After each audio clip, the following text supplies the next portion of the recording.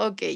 Lo único, textiloma, ¿no? Como su nombre les indica, es textil.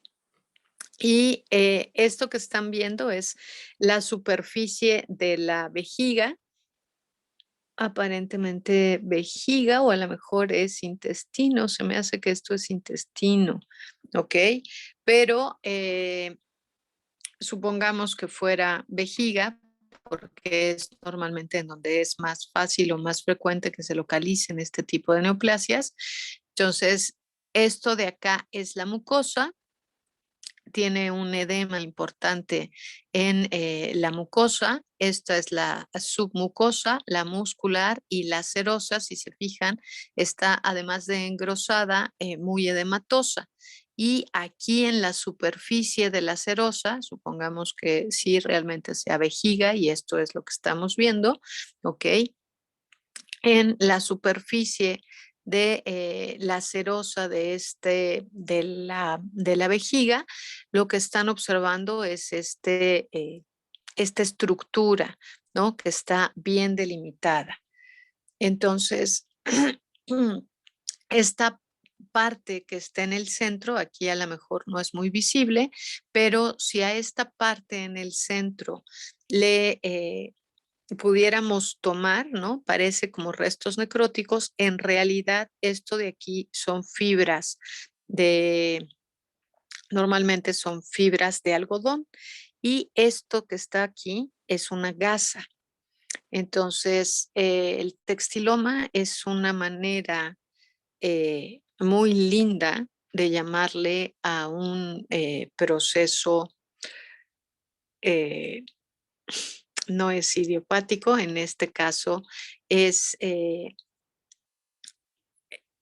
cuando entran a cirugía y dejan las gasas olvidadas dentro de cavidad, el organismo va a montar una respuesta granulomatosa contra este proceso, contra eso que esté ahí adentro, ¿no? Una iatrogenia. Gracias, Alejandra.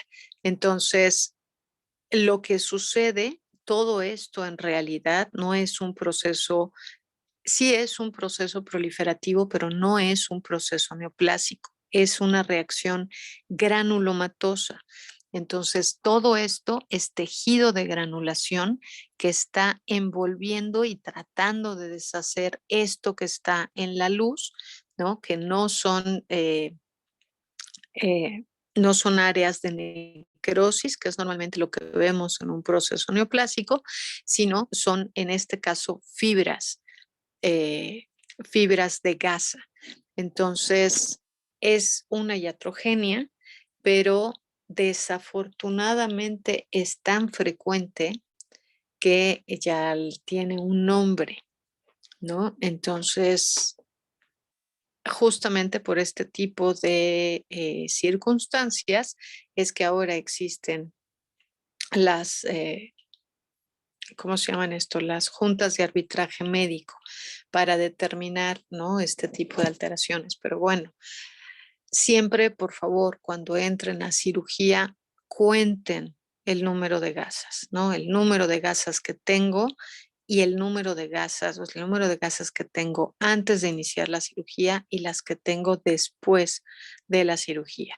Sobre todo, y eso es normalmente lo que sucede cuando hay un proceso, cuando hay una emergencia en el quirófano, ¿no? Y tienen una hemorragia, entonces agarran el bonche de gasas y los meten para parar la hemorragia, encontrar en dónde está el vaso, prensarlo y que el paciente no se muera desangrado, ¿no? Esto normalmente cuando se lesiona o se rasga a un vaso sanguíneo de gran calibre y es ahí es como que vida o ver las gasas, pero si ya sucedió un accidente, bueno, pues evitar, ¿no? Que este accidente perpetúe. Finalmente, lo que va a pasar con estos individuos es que van a tener una reacción granulomatosa, tienen una peritonitis finalmente y pues van a tener muchos problemas derivados de este proceso inflamatorio que tienen en la cavidad abdominal,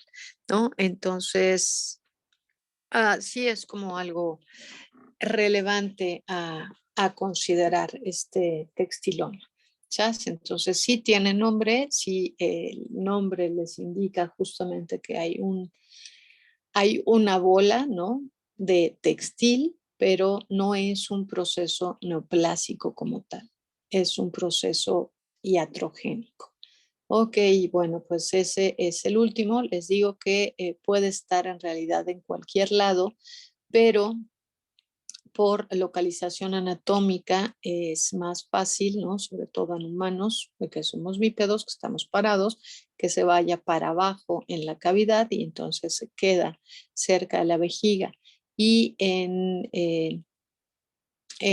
pequeñas especies, bueno, pues sí puede estar en cualquier lado, sin embargo, también es frecuente que se encuentre o bien cerca de vejiga o adherido a las asas intestinales y allí el problema es un poco mayor, ¿no? Porque entonces se forman adherencias entre las asas intestinales y este material y esto suele ocasionar que los individuos tengan problemas gastrointestinales muy severos, ¿no? Entonces tienen adherencias entre las asas intestinales, se dejan de mover, hay mucho dolor, hay mucha fibrina y no les va nada bien. Y lo peor es que sea pues un proceso iatrogénico, ¿no? Entonces, bueno, hasta aquí dudas, preguntas, comentarios de Ranal.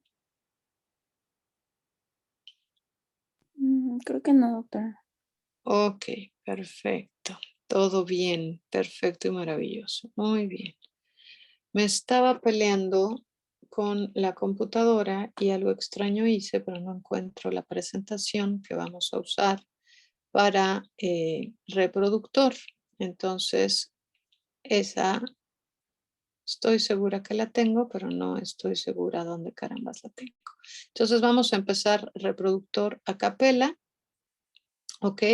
Y vamos a empezar entonces a ver el ya no los veo, esperen, por lo menos para verlos, ya que no van a tener otra cosa que ver más que mi cara, pues por lo menos que me vean a mí.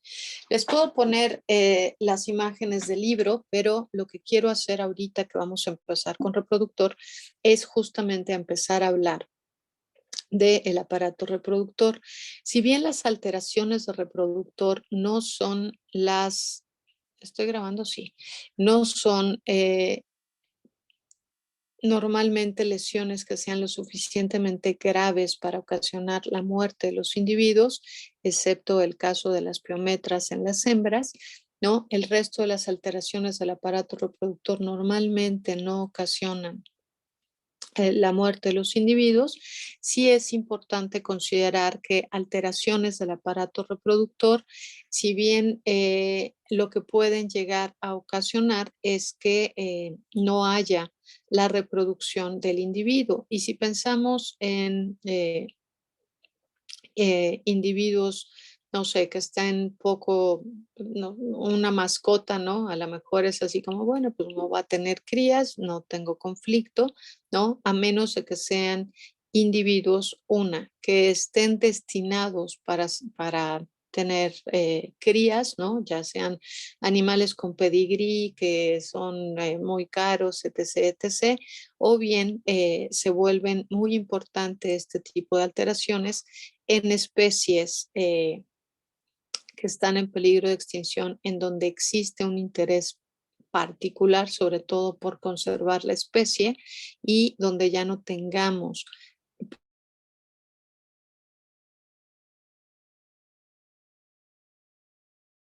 tener viva y por lo tanto viable a una especie, ¿ok? Pero entonces, fuera de ahí, normalmente es poco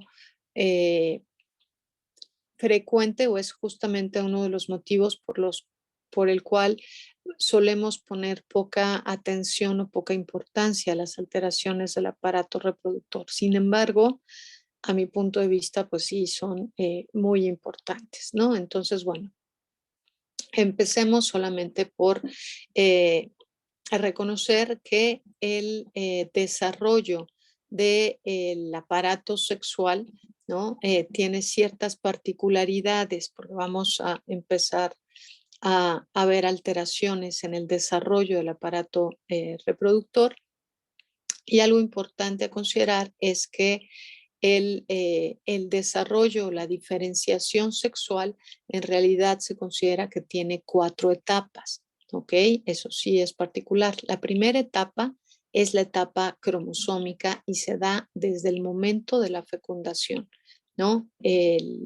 La célula progenitora femenina, normalmente el óvulo o el ovocito, tiene la mitad de la información genética y tiene, por lo tanto, uno de los cromosomas sexuales, y el espermatozoide tiene la otra mitad de la información genética, ¿ok? De manera que cuando tenemos una alteración en estas células germinales, ¿no? Desde ahí puede venir la primera alteración y son alteraciones cromosómicas. Entonces, esa es la primera. La segunda son el desarrollo sexual eh, tubular o fenotípico, ¿ok? Bueno, perdón, antes de ese es el desarrollo gonadal, ¿ok? Y entonces a partir de los cromosomas vamos a tener el desarrollo y diferenciación de la gónada, ¿ok? Y de aquí recordar que por lo menos en mamíferos, ¿no? Normalmente un individuo con 2 cromosomas XX dan origen o deberían dar origen a desarrollo tanto gonadal como tubular femenino, y un individuo con desarrollo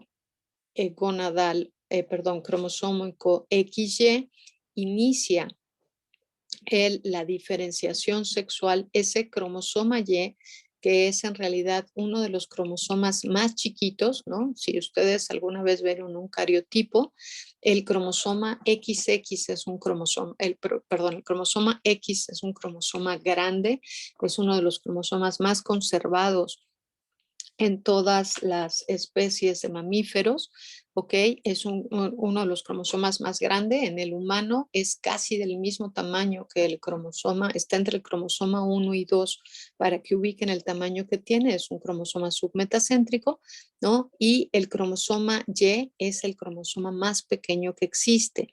Al cromosoma X se le conocen alrededor de 10.000 genes y al cromosoma Y se le conocen 3 genes, pero ese cromosoma Y es el que inicia la diferenciación gonadal, ¿ok?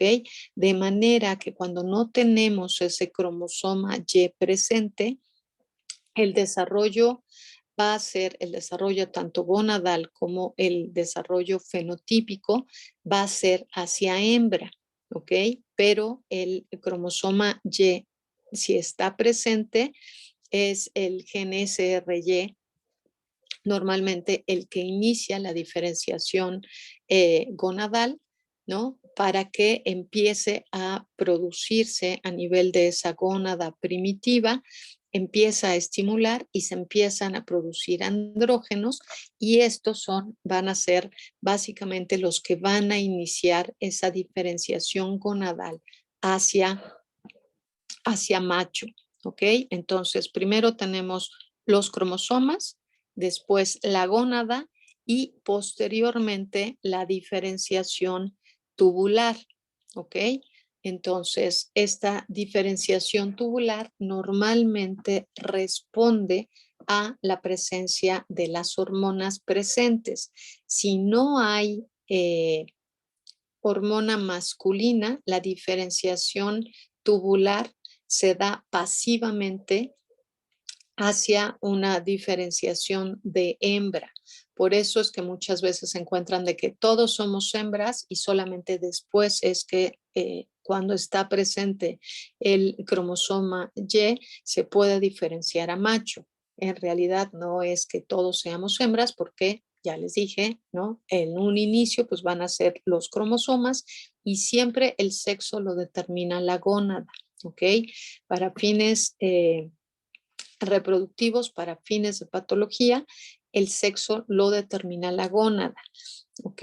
Y la última etapa de la diferenciación sexual es la fenotípica, ¿no? Que ya son las características sexuales secundarias, y esta última diferenciación sexual se da normalmente después de la pubertad.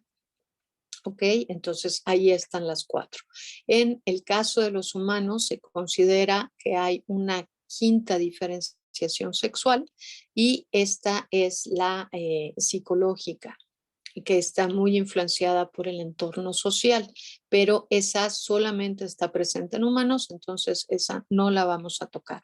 Aquí vamos a hablar única y exclusivamente de las físicas, ¿ok? De las alteraciones que se presentan en el aparato reproductor de manera física. De manera que vamos a ver que las primeras alteraciones que se presentan en el aparato reproductor son justamente las que se presentan por la diferenciación sexual. ¿Ok? Hasta aquí, dudas, preguntas, comentarios.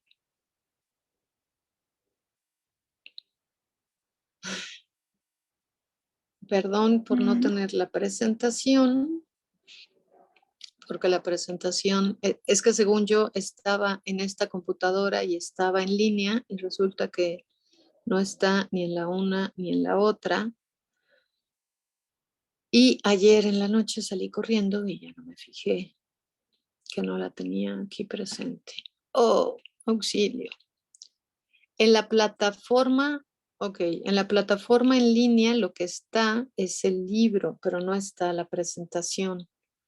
Entonces, lo que puedo hacer es presentarles imágenes del libro para por lo menos no estarles hablando y que solamente me vean a mí. Pero no tengo la presentación en línea, o por lo menos no la vi yo. ¿Ustedes la ven? ¿Realmente en línea hay una presentación? Si hay una presentación en línea, pues esa es la que estoy buscando, pero yo no la veo. Ustedes están viendo, de hecho, algo distinto a lo que yo estoy viendo acá. Ok, la canción.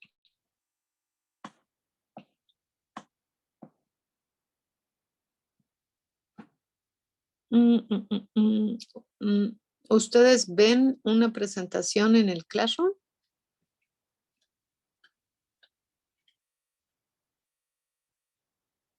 Si no abran el micrófono, no los veo. No, doctora. No, ese es el problema, que yo di por hecho que ya estaba ahí y no está. Lo que está es el libro. Entonces, bueno, pues ahorita de todas maneras les abro el libro, y lo que voy a hacer va a ser subir esta presentación, pero bueno, finalmente esto que ahorita es platicado no me genera tanto problema dárselos así. Entonces, vamos a hablar, ¿no? En realidad, las gónadas tienen las mismas estructuras, solamente que ya vimos que es la presencia de las hormonas lo que va a hacer que estas estructuras se diferencien hacia un sexo de hembra o hacia sexo de macho. ¿Ok? Entonces, ¿qué estructuras normales y qué función tienen estas estructuras en la gónada? Y entonces esa es la primera pregunta. ¿Qué se acuerdan del aparato reproductor? ¿Cómo está formado el aparato reproductor? Ya hablamos de que tiene una gónada, ¿ok? Y en la gónada tenemos células germinales, ¿ok? ¿Cuáles son las dos gónadas que tenemos? El ovario es la gónada femenina y el testículo es la gónada masculina. Un ovario. Empezamos por el ovario, solamente porque fue el primero que se me ocurrió, no porque las mujeres sean primero. Pero bueno, ¿qué estructura se acuerdan que tiene el ovario?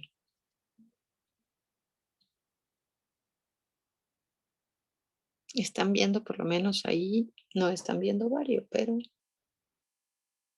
¿qué estructuras hay en un ovario? Vuelvan, está bien que no Pues yo me acuerdo tengan. que se forman Gracias. folículos. Cuando Ok, se van formando folículos, ajá. folículos. ¿Qué más tenemos en el ovario, Víctor? Ay, no sé si recuerdo, pero hay unas células de la teca o algo así. Ok, las células de la teca. ¿Quiénes más?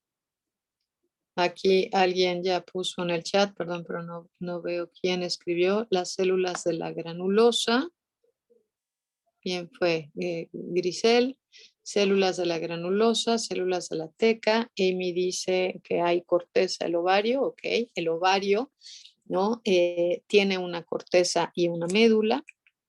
En la mayoría de las especies, excepto en los equinos, normalmente las células y los folículos, las células de la teca y la granulosa, están en la región cortical, y en la porción medular lo que tenemos es la entrada del hilio, digamos, vascular.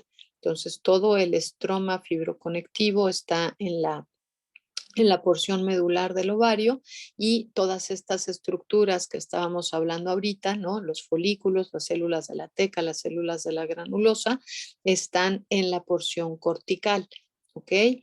¿Qué hay? ¿Cuáles son las células germinales del ovario?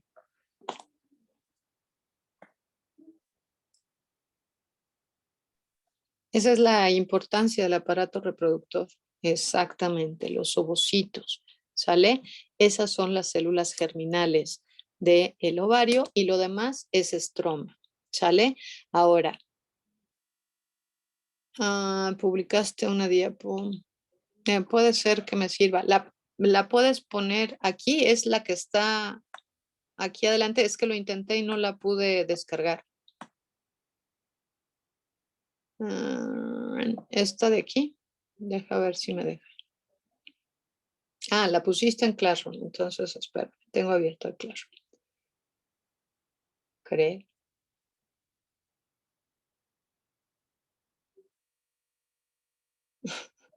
Creo que les tengo que dejar de compartir la pantalla para poderme mover más fácil en la computadora.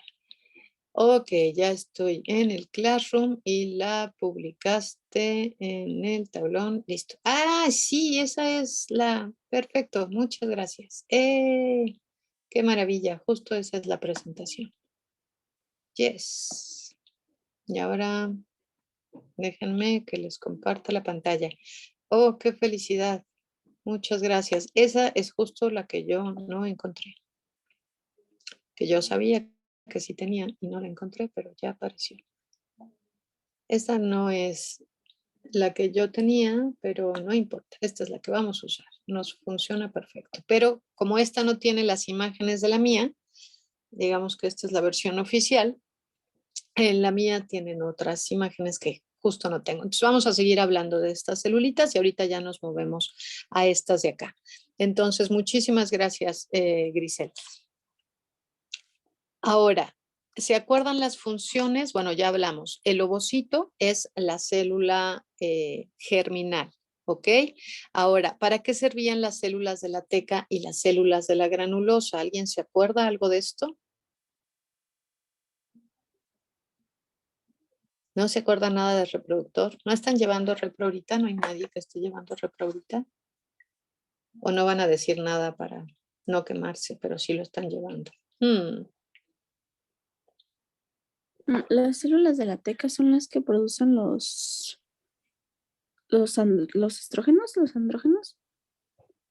Las células de la teca son las que producen, no, las que producen los estrógenos son las células de la granulosa, ¿ok?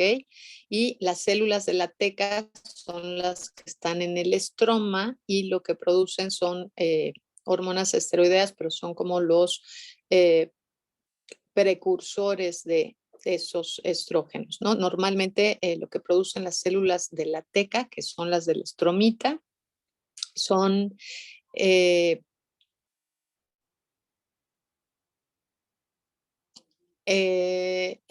las hormonas, estoy pensando antes de que diga una tarugada, pero sí, no, ellas no producen Sí producen estrógenos, pero en menor cantidad. No producen, en realidad, los estrógenos se producen por las células de la granulosa. Creo que producen los precursores de los Sí, son los estrógenos. precursores, o sea, porque sí son los precursores de las células esteroideas. Eso sí, pero no tienen esta función, no están, digamos, como activos, ¿no? Los que más producen aquí, sí, en el ovario, son las células de la granulosa, son las que tienen una mayor actividad. De manera que si se acuerdan del folículo, ¿no? El folículo está al momento del nacimiento. De hecho, el ovario ya tiene el número total de ovocitos que va a poder desarrollar durante toda su vida. Y esa es una diferencia importante con la gónada masculina, ¿ok? Desde el momento del nacimiento ya está determinado el número total de ovocitos que este individuo hembra presenta, ¿ok? Y entonces, bueno, tenemos que estas células de la granulosa son las que producen los estrógenos eh, y normalmente son las que están formando en la parte interna el folículo. Dentro de este folículo es en donde tenemos al ovocito. Si se acuerdan también de sus clases de genética, ¿no? El ovocito, las células germinales, tienen una diferencia importante a nivel del ciclo de división celular, y las células gonadales son las únicas células en todo el organismo que no sufren de mitosis, sino de meiosis. ¿Se acuerdan de eso?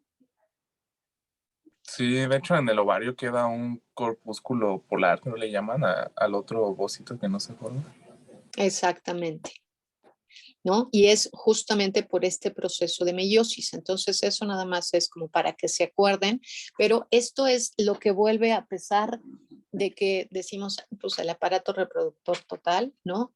Tiene unas particularidades que a mi gusto lo vuelven como maravilloso, ¿no? Porque es como diferente a todas las demás células del resto del organismo. Entonces, son las únicas células que tienen la capacidad en esta meiosis de combinar el material genético, ¿ok? Y esto se da justamente en la segunda división meiótica. La primera que tienen es como una división mitótica normal, y después tienen un proceso de recombinación genética en donde se unen los cromosomas y entonces comparten material el uno con el otro y luego ya se vuelven a dividir, ¿no? Entonces eso hace justamente que individuos, por ejemplo, que nacen de la misma camada, ¿no?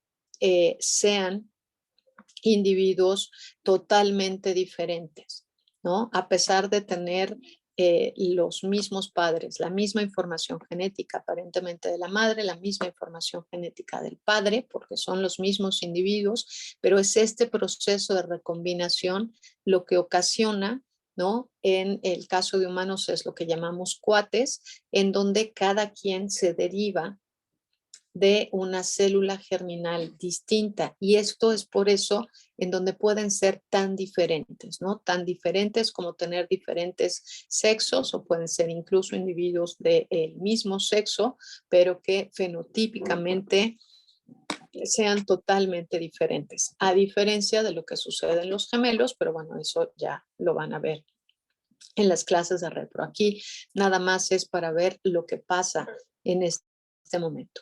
¿Ok? Entonces tenemos a las células de la granulosa que están rodeando a los folículos, a el ovocito que está en el interior de ese folículo,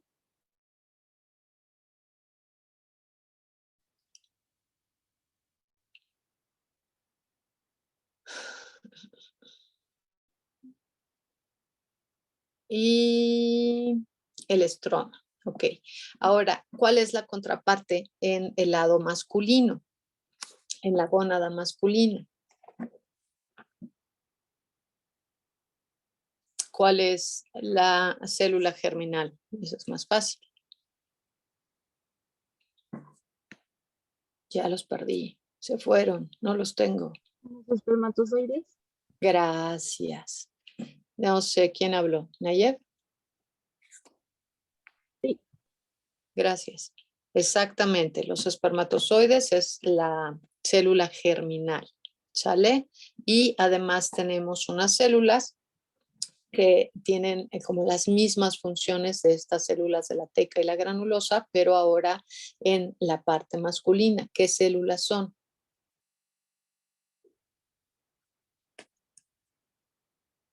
¿Se acuerdan algo? Exactamente, las células de Leydig.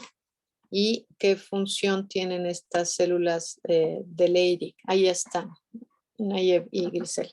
Células de Leydig y células de Sertoli. ¿Sale? ¿Se acuerdan para qué funciona cada una de estas? ¿Cuál equivaldría a cuál?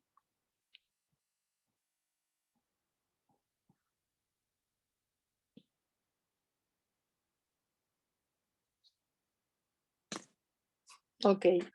Unas producen testosterona. ¿Quién? Amy.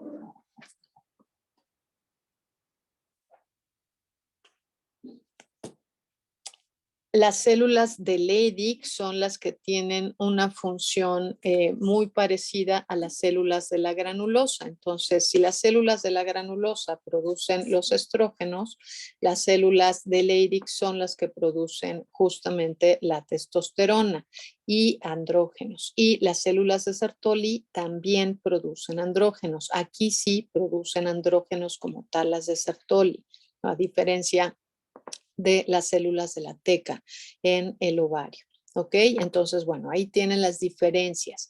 Ahora vamos a ver, ahora sí, qué pasa cuando algo en este proceso de diferenciación sexual no se da de manera normal o regular. ¿Sale? Dejen que pueda mover la presentación. Y entonces es en donde vamos a tener características de individuos que antes se conocían como intersexos y ahora se utiliza la misma terminología que se utiliza en humanos y son individuos que presentan desórdenes en la diferenciación sexual o en la diferenciación gonadal. ¿Ok?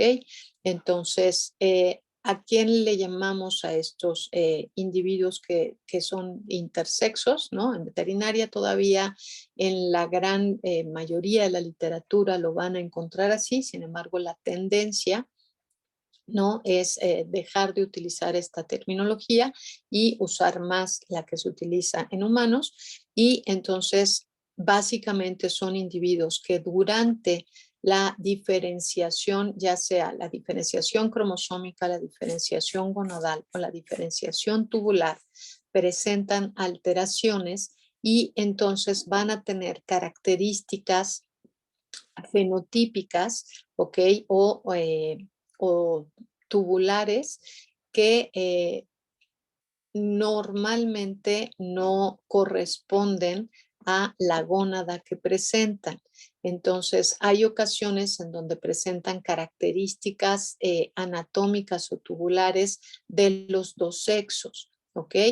Normalmente estos individuos que presentan estas alteraciones es justamente porque no tienen un desarrollo hormonal normal y entonces si no hay hormonas reproductivas funcionales en esa gónada, entonces no hay manera de que se pueda llevar el ciclo reproductivo normal y entonces son individuos considerados estériles. Hablando de especies de producción, se consideran zootécnicamente indeseables porque no se pueden reproducir. ¿Ok? Se pueden llegar a presentar este tipo de alteraciones en cualquier especie, sin embargo, nosotros los vemos con mayor frecuencia en pequeñas especies en perros más que en gatos y en animales de producción se ven más frecuentemente en cerdos que en otras especies. Entonces, vamos a hablar de estos individuos que presentan diferencias en el desarrollo sexual, ¿no? Vamos a tener los que se consideran como pseudohermafroditas o hermafroditas verdaderos. ¿Ok? Entonces, ¿qué es un hermafrodita verdadero? Los que ya tuvieron la práctica ya se lo deberían de saber. ¿Qué es un hermafrodita verdadero?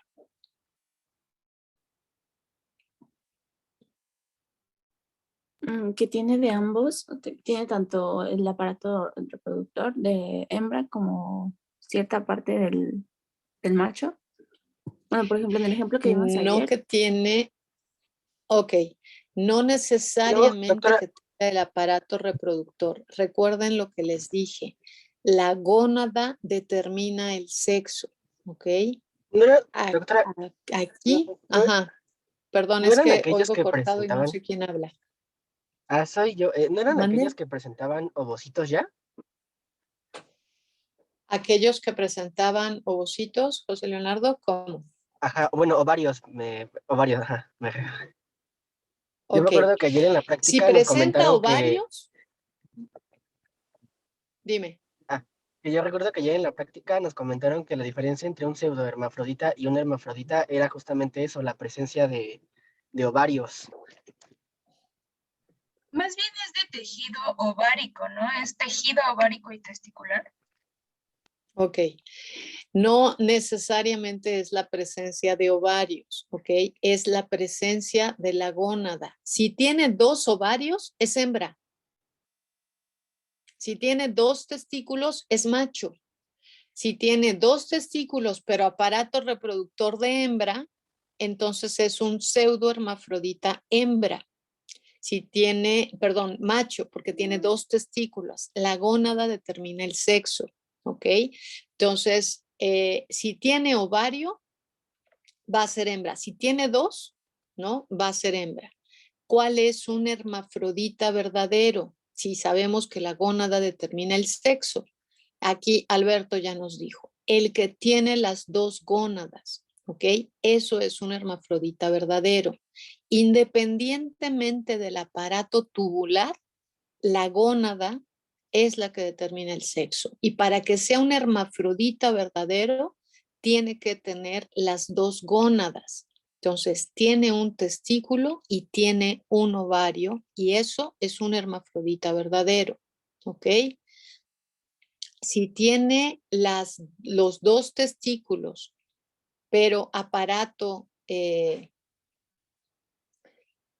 tubular femenino, es un pseudohermafrodita macho o un individuo con desorden de diferenciación sexual gonadal macho.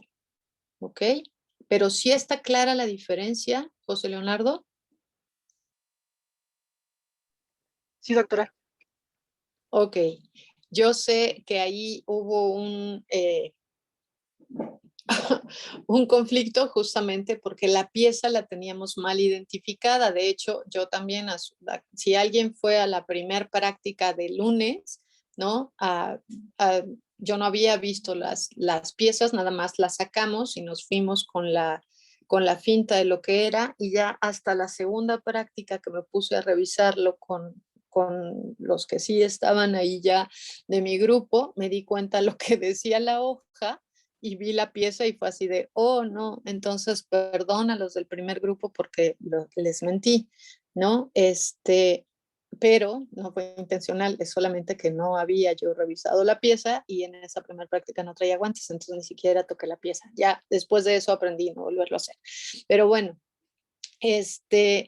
acuérdense siempre, la gónada es la que va a determinar el sexo. ¿Ok? Entonces, hermafrodita verdadero es aquel individuo que tiene las 2 gónadas. Normalmente lo que se presenta con mayor frecuencia es que los hermafroditas verdaderos, ¿ok? El tenga presente una gónada masculina no está produciendo hormonas. Y acuérdense lo que les dije hace rato, si no se producen hormonas masculinas, el desarrollo tubular de manera pasiva se desarrolla hacia hembra. ¿ok? Entonces, hermafrodita verdadero puede ser un individuo como este, que tenga un testículo o que tenga un ovario, o hay algunos casos en donde una sola gónada tiene los dos tejidos funcionales, digamos, bueno, no funcionales, pero sí los dos tejidos de los dos sexos presentes, como en este caso, en donde estamos observando de este lado el aparato reproductor que corresponde a hembra, ¿no? Parece un ovario, y de este lado el aparato, el aparato gonadal que corresponde a túbulos seminíferos de un macho, y entonces cuando están en la misma gónada, esto se llama ovotestes, pero sigue siendo un hermafrodita verdadero. Son las 11 y no me dice nada. ¿La clase se acaba ahorita? Sí, ¿verdad? Sí. Sí, doctora. Ok, perdón. Bueno, entonces, perdón por el desastre de la presentación, pero la busqué y no la encontré y según yo aquí la tenía. Pero bueno, muchísimas gracias. Nos vemos al ratito los que vayan a práctica a la 1 y nos vemos entonces el día de mañana todos para clase, y ahora sí con la presentación correcta, nada más para enseñarles algunas imágenes que tenía para ustedes. Entonces, que les vaya bonito, cuídense mucho, nos vemos al rato, pórtense bonito. Bye.